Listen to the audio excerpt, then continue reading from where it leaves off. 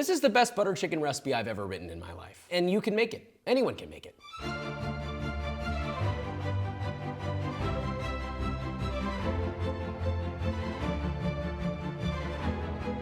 This butter chicken is an iteration of 2 recipes. I always felt like I had a pretty decent butter chicken recipe, if I'm being honest. Then I went to India and I learned a few tips and tricks from a buddy of mine, Chef Saranch, shout out to him. This butter chicken is the perfect marriage of all the flavors you want and more maximized, while taking all of the effort that it takes to make a really good butter chicken and trying to minimize it down to the least amount of effort. It's still quite a bit of work, but it's something that anybody can do anywhere. So that being said, let's make this, shall we?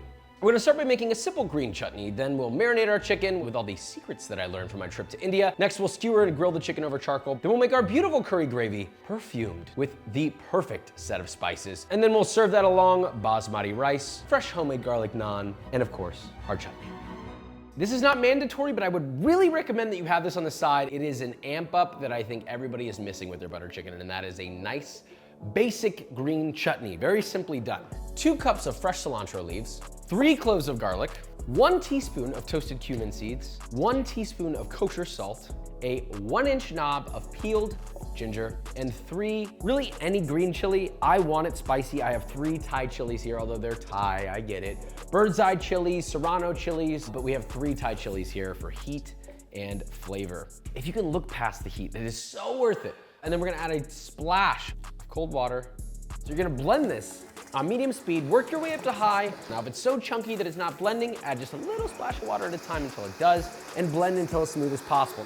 Now, once that's done, blended and smooth, you can then transfer that to the serving bowl. Do not breathe this in directly, it is spicy. Now we have a beautiful green chutney. You can blend this even finer than I did. You can also add more cilantro if you want it thicker. I like mine a little bit on the runnier side because it's just easier to spoon on top of my butter chicken. Now, let's make what you came here for.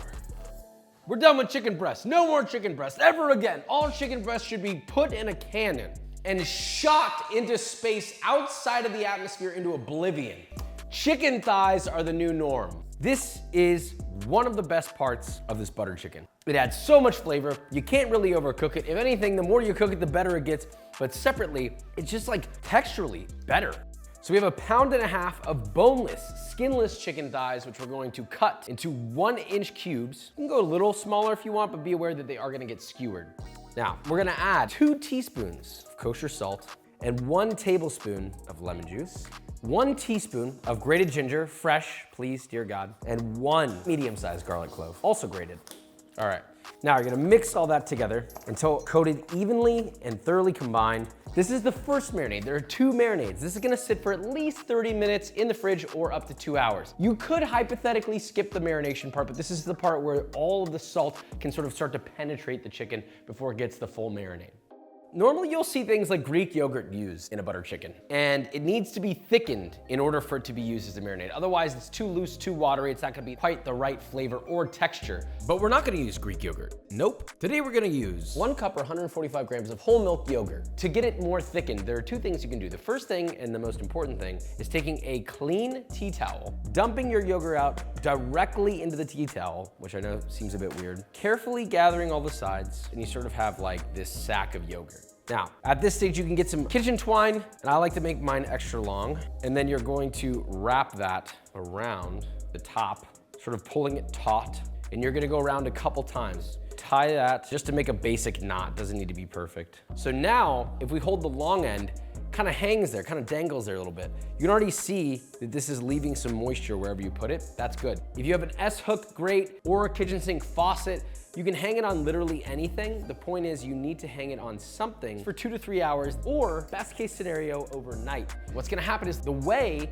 from the yogurt is gonna drip out and you're gonna end up with a much thicker hung yogurt. Or you can just use extra besan flour, which we'll show you in the marinade now. This yogurt has hung overnight, so you can see that it's almost solid. You can now hold it.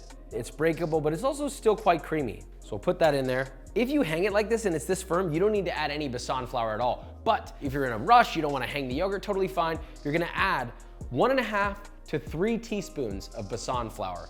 I'm not gonna add any to this because the only point of that is just to thicken it. It's not needed for this. So to make our marinade, you have your hung or thickened yogurt. And to that, you're gonna add many spices, 2.5 teaspoons of Kashmiri chili, 1 teaspoon of turmeric powder, 2 teaspoons of lemon juice, 1 teaspoon ground cumin, 1 teaspoon of meti or fenugreek leaves, 1 teaspoon of coriander powder, 1 tablespoon of garam masala, and 2 teaspoons of fine sea salt. 2 more things. A 2-inch knob of fresh grated ginger, 2 cloves of grated garlic. I know there's a lot, guys, I know, but I'm telling you, we wanna make the best butter chicken of our lives. You're gonna have to trust me here. And then finally, 1 teaspoon of mustard oil. If you can't find it, you can omit it, totally fine, but it does add a really unique flavor.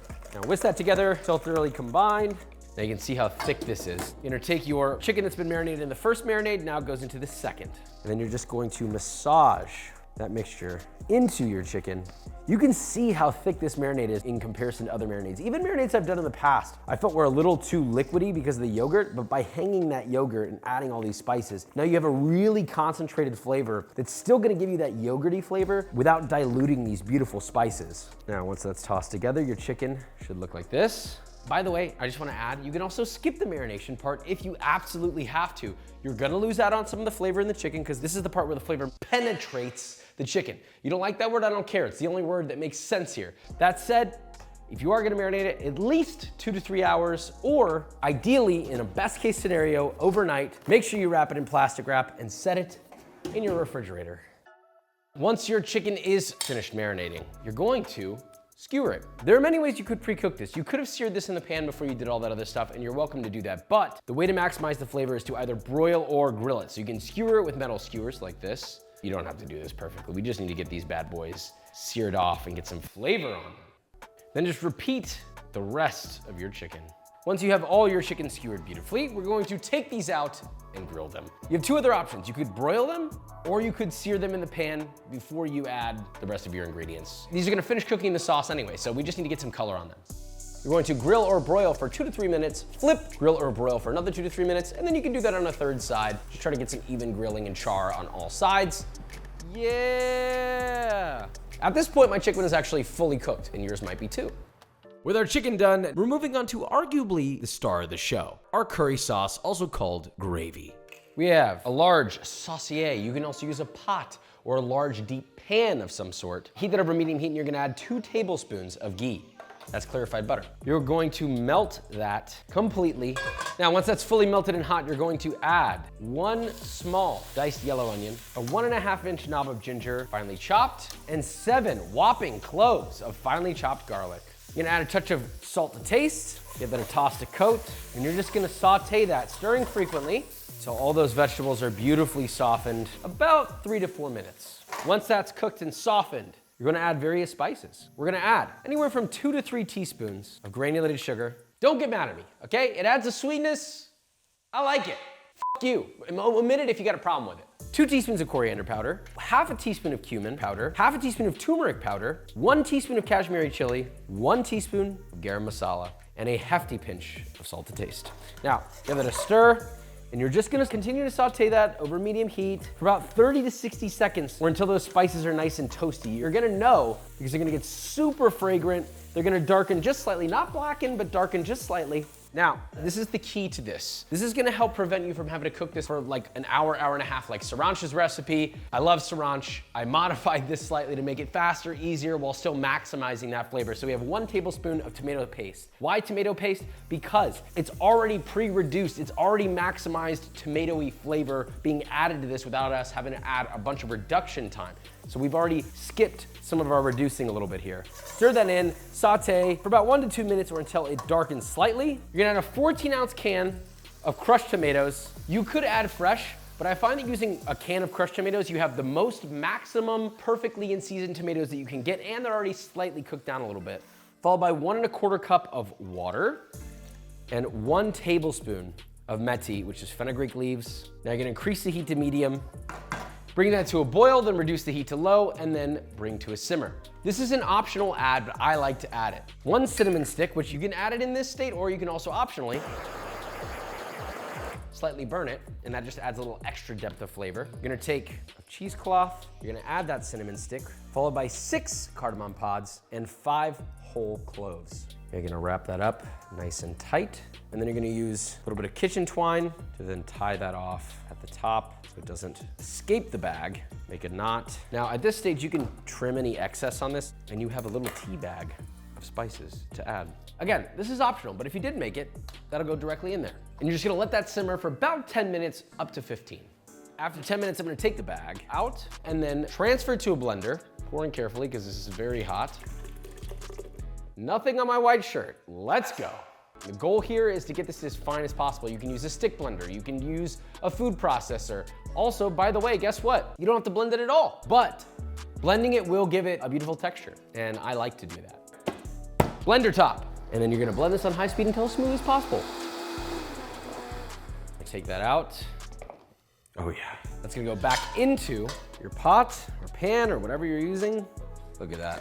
Now we're gonna bring that back up to a light simmer over low heat. Mine is a touch too thick, so I'm adding a half cup of water. This next part is not a necessity, but a secret that Saranj taught me. You're gonna add another 2 tablespoons of ghee to this, but here I have it melted. You're gonna place that bowl of melted ghee into your pot, and then optionally, but recommended, we have a hot piece of oak lump charcoal. We're smoking the ghee. So you're gonna carefully place this into that. It's gonna immediately smoke, and you're going to cover it. You're just gonna let that sit and smoke for about 1 to 2 minutes, or until the smoking stops. Once it's done, you'll take this off. It'll be nice and smoky. Ooh, so nice. You'll take your charcoal out, and you'll strain that ghee through a fine mesh strainer into your curry. And you're just gonna stir that in. The chicken's done, this is simmered. We're now adding a half cup of heavy whipping cream. Stir that in. And again, bring that up to a boil over medium-high heat. Reduce the heat to low to a simmer. Let that simmer for about a minute. Add your chicken, simmer for 5 more minutes, just to make sure that chicken's cooked and let the flavors marry. Okay, the butter chicken is essentially done.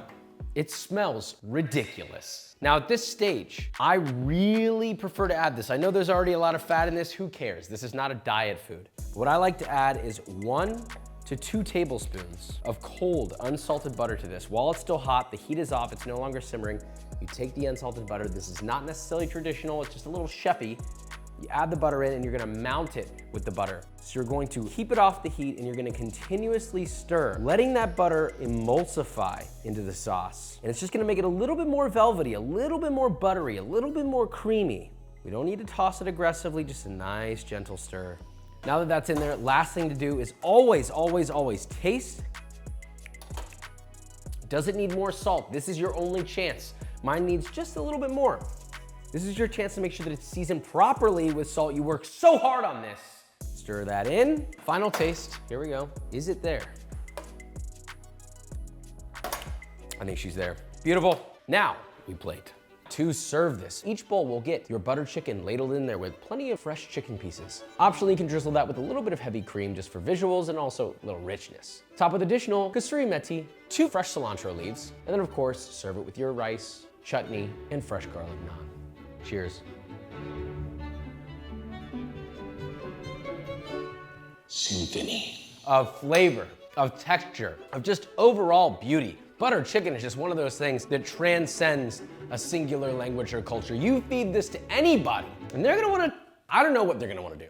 I would be careful who you feed this to, because they might fall in love with you. It is so perfectly textured, it's creamy. The balance of acidity and sweetness and saltiness and all the spices coming together to make some sort of beautiful storyline, like Pixar cooked it up for an Emmy Award-winning masterpiece, but in the form of a dish. So, so good. And that's without anything else. You can make fresh naan, which we have a recipe for, fragrant basmati rice, and then obviously you have your lovely green spicy chutney, which to eat that, you would just drizzle a little bit on there and enjoy.